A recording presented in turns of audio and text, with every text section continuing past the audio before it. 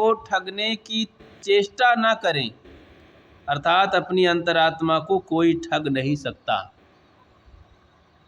कैसे नहीं ठग सकता?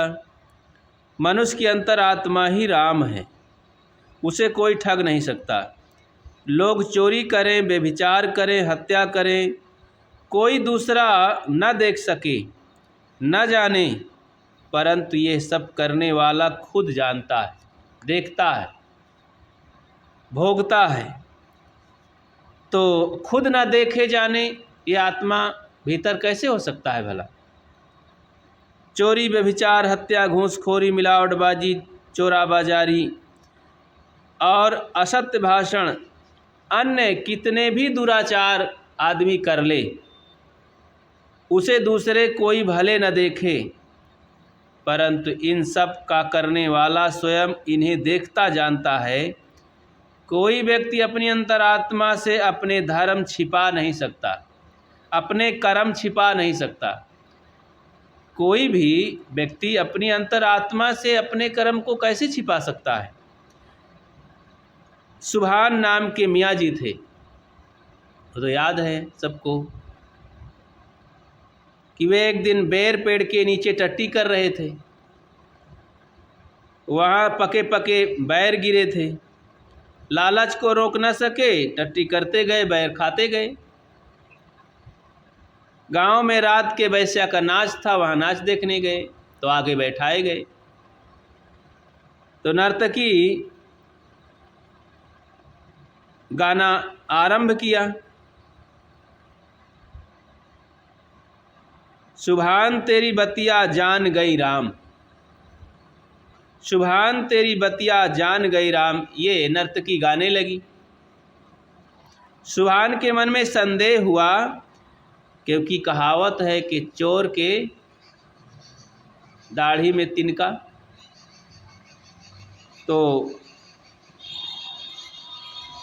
ऐसे ही सुभान मियाँ को झट संदेह हुआ, क्योंकि मन में तो चोरी किए थे, उनको संदेह हुआ।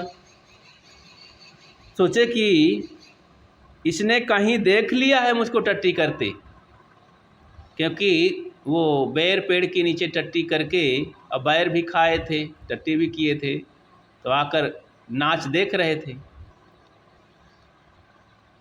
आज मैंने और तो कोई गलती की नहीं है, केवल टट्टी करते करते बैर खाए हैं। यदि इसने समाज में कह दिया, बात बता दी, तो लोग जान जाएंगे, बड़ी हंसी करेंगे, बड़ी बेइज्जती होगी। ये बात कैसे बने? तो मन में एक युक्ति सूझी कि मैं इसे कुछ दे दूं, क्योंकि नर्तकी है, पैसा चाहती है, कुछ चाहती है लाभ, इसीलिए नाचती है। तो युक्ति सोच करके उन्होंने अपनी अंगूठी उतार करके सोने की दे दिया।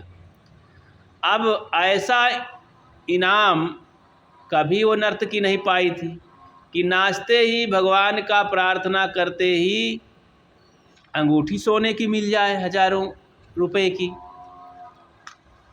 बहुत खुश हुई।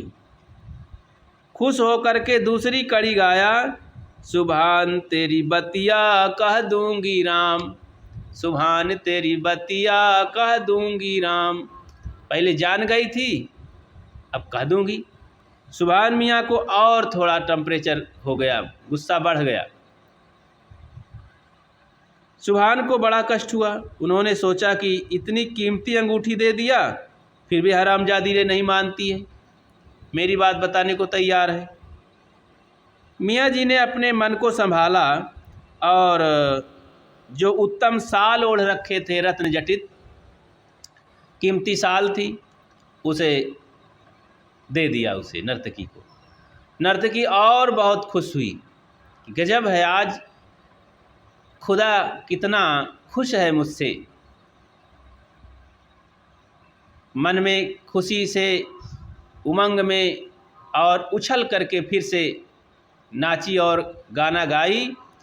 अब अंतिम कड़ी कहती है, क्या कहती है?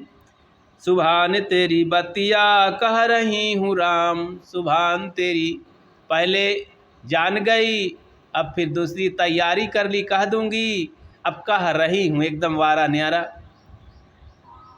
तो सुभान मियाँ अपने आपे से बाहर हो गए और खड़े हो गए सभा में ही। वैश्या की जात क्या कह देगी, क्या कह देगी बता? अरे यही तो कहेगी कि सुभान मियाँ टट्टी करते बैर खाते थे, और क्या कहेगी? हरामजादी, ना अपनी इज्जत के परवाह ना दूसरे की इज्जत के परवाह।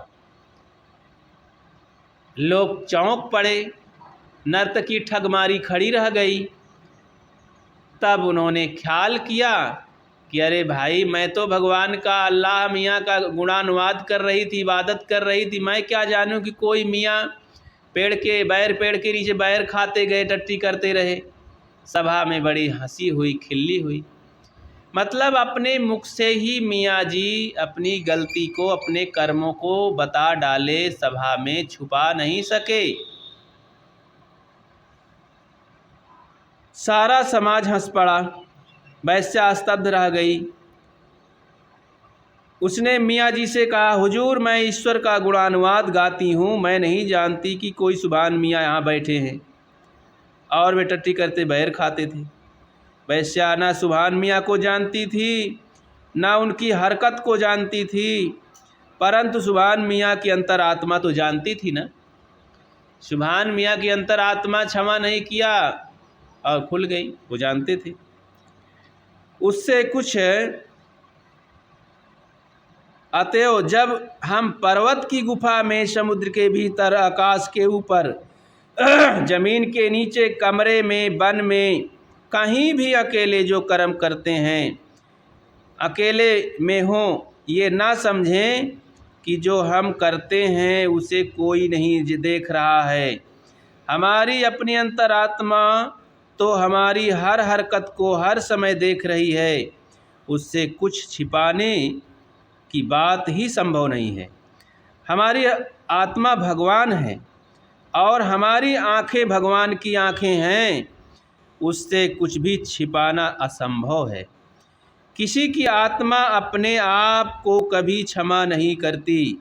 हम पाप करने के बाद किसी कल्पित भगवान या देवी देवता की पूजा या चढ़ौती कर भले अपने मन को संतोष देने का प्रयास करें कि हमारे पाप कट गए, परंतु हृदय अपने पापों से जलता रहेगा। यही तो चित्रगुप्त का लिखना है। मनुष्य के मन में जो सारे कर्मों के चित्र गुप्त रूप से अंकित हो जाते हैं, यही चित्रगुप्त का लिखना है। इससे कोई बच नहीं सकता। कहा जाता है कि हमारे दोनों कंधे में चित्र और गुप्त दो देवता, यमराज के देवता बैठे लिखते रहते। क्या लिखते हैं? हमारा भाग्य लिखते हैं, कर्म लिखते हैं। तो फिर शरीर छूट जाने पर ये दोनों जाते हैं यमराज के यहाँ, अपनी फाइल जमा कर देते हैं। दोनों अपनी अपनी फाइल लिखते रहते हैं जीवन भर, और फिर जमा कर देते हैं। तब उसको वहाँ पर हिसाब किताब होता है, तो उसी हिसाब से फिर स्वर्ग नरक निर्धारित होता है, दंड विधान है सब। तो यहाँ पर चित्र और गुप्त दो नाम के जो दो लोग देवता हैं, तो लाक्षणिक अर्थ है उसका कि गुप्त रूप से चित्र बनते जाते हैं अंतःकरण में। वो दिखाई तो देता नहीं, लेकिन ये व्यवस्था है अंतःकरण में कि जो कुछ हम कर्म करते हैं, सोचते हैं, करते हैं, रहते हैं, दूसरा कोई देखे या ना देखे, जाने या ना जाने, हम स्वयं जानते हैं, स्वयं देखते हैं। अपनी अंतरात्मा से हम छुपा नहीं सकते, बच नहीं सकते, दुख भोगना ही पड़ेगा। हम किसी हालत में अपने कर्मों से बच नहीं सकते हैं। इसीलिए तो रईसा महाराज ने कहा है ना, गली गली रईसा घोरा में, जैसा करे सो तैसा पावें, साझे दे सकारे पावें, पोत बतार के आगे आवें। ऐसा उनके पास ये मंत्र था और इसी मंत्र को कहकर गाया करते थे। तो वास्तव में सुबह अगर जो देता है, शाम को जो देता है वही सुबह पाता है। जैसा कर्म आज करता है, कल उसी का फल भोगने को मिलता है। तो क्यों ना हम अपने कर्मों को सुधार करके और अपनी अंतरात्मा को साक्षी मान करके सदैव अच्छे कर्म करें। स्वयं सोचें। लोग सोचते हैं एक तरफ सोचते हैं भगवान देख रहा है, और उस भगवान को कोई डरते भी नहीं। आदमी से छिप छिप करके गलती करते हैं, गंदा काम करते हैं, खाते खिलाते और कुकर्म करते हैं, और एक तरफ कहते हैं भगवान देख रहा है। एक तरफ कहते हैं भगवान जर्रे जर्रे में है, कण कण में है, हर जगह है, सर्वत्र है, अंतर्यामी है। एक तरफ भगवान का कोई भय नहीं। तो लोग चोरी करते हैं, वहाँ पर भगवान नहीं है क्या? लोग हिंसा करते हैं, जीववध करते हैं, वहाँ भगवान नहीं है क्या? लोग मार करके, भून करके, उबाल के खा लेते हैं प्राणियों को, क्या वहाँ भगवान नहीं है क्या? वहाँ उनका ज्ञान कहाँ चला जाता है? एक तरफ कहते भगवान जर्रे जर्रे में है, कण कण में है, लेकिन ये सब अत्याचार करते हैं, दुर्गुण और कुकर्म करते हैं। तो आदमी का दिमाग कैसा हो गया है? वही बात कहता है, समझता भी नहीं है, करता भी नहीं, चलता भी नहीं। ऐसे लोग बीच अधर में लटके रह जाते हैं, न इधर के न उधर के। तो इस तरह से ये बातें कि अपने कर्मों को हम छुपा नहीं सकते अंतरात्मा से, अंतरात्मा हमें दंड देती है।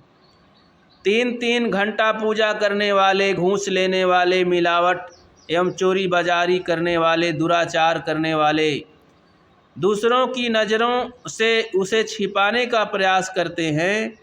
एक एक वे भगवान का गुणानुवाद गाते हुए नहीं अघाते। वे उनके लक्षण भी बताते हैं कि भगवान सब कुछ जानता है, देखता है, परंतु वे कोई दुराचार करते हैं। वे जब दुराचार करते हैं तब दूसरे भगवानों से छिपाते हैं। मनुष्य बुरे कर्म करते हुए भी भले कहता है, भले कहता रहे कि राम दुहाई गंगा की रिया, सब कोई पाप नहीं करते, परंतु उनकी अंतरात्मा उनको कचोटती रहेगी।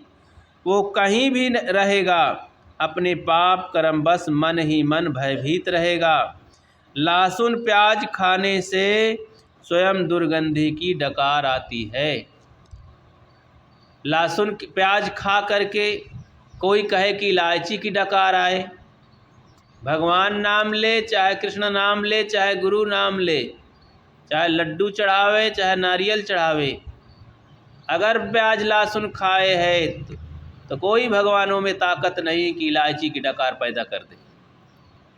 इलायची खाए हुए है तो कोई शैतान में ताकत नहीं है कि उसके अंदर प्याज लहसुन की दुर्गंधी पैदा कर दे। तो कोई में ताकत नहीं है। इसी तरह जो कर्म मनुष्य करता है उस कर्म के अनुसार दुख सुख को पाता है।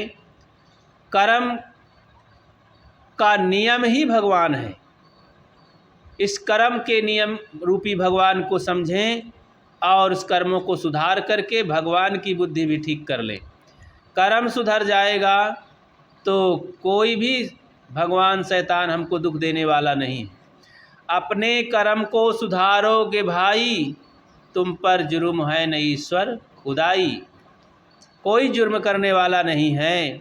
इसलिए प्रिय बंधुओं, सबको ये बात को जानकारी होना चाहिए, ज्ञान होना चाहिए कि जैसा हम कर्म करेंगे वैसा हमें फल मिलेगा।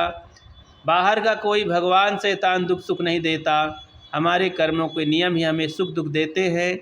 तो हम दुख नहीं चाहते हैं, सुख चाहते हैं, तो सदैव अच्छे कर्म करें, विवेक विचार से करें, मानवीय कर्म करें, ताकि जीवन भर अभी सुख में रहें, शांति में रहें और आगे भी हमें सुख शांति की उपलब्धि हो। तो साहब ने यहाँ जो कहा कि मुख की मीठी जो कहे हृदय है मतियान, कहें कबीर तालोगन से तैसे ही राम सयान। तो अंतरात्मा को कोई ठग नहीं सकता है, वो जैसा करेगा वैसा भरेगा। तो इस प्रकार से हम अपने को स्वयं जाने समझें और साधना में आगे बढ़ें। बोलिए सद्गुरुदेव की जय।